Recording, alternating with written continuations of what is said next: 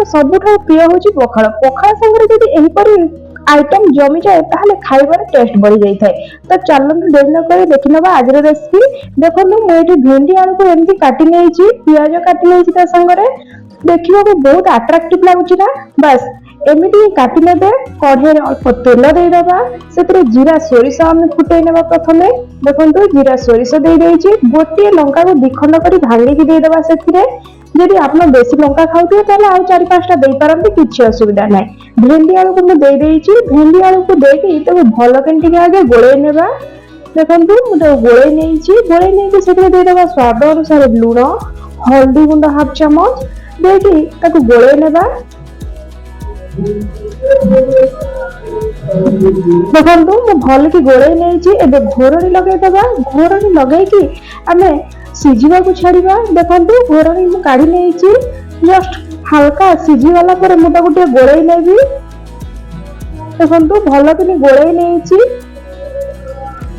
केते सुंदर देखा देखी पार्टी। आउ घोरणी लगेदेबा। घोरणी लगे एमती 4-5 मिनिट भल कि घोरणी लगे सीझेबा। सीझीगला घोरणी को काढ़ी देइची। काढ़ी आम सेमती आम आउ 4-5 मिनिट भल कि भाजवा। जमी भजाटा टिके पोड़पोड़िया हो जाए, मतलब लाल लाल टिके हो। देखो भजा एकदम लाल लाल हो आसलानी। से हाफ चामच लंका गुंड दे देइची। किसी धड़ा खसा नहीं जाइए, धड़ा खसा को दे दबा।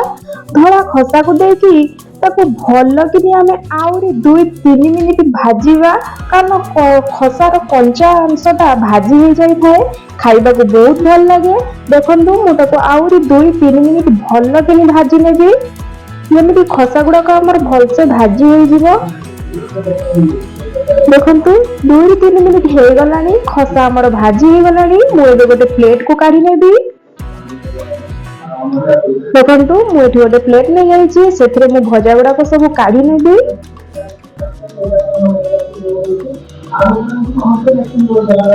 देखंतु भजा गुड़ाक मु सब प्लेट रे काढ़ी नहीं।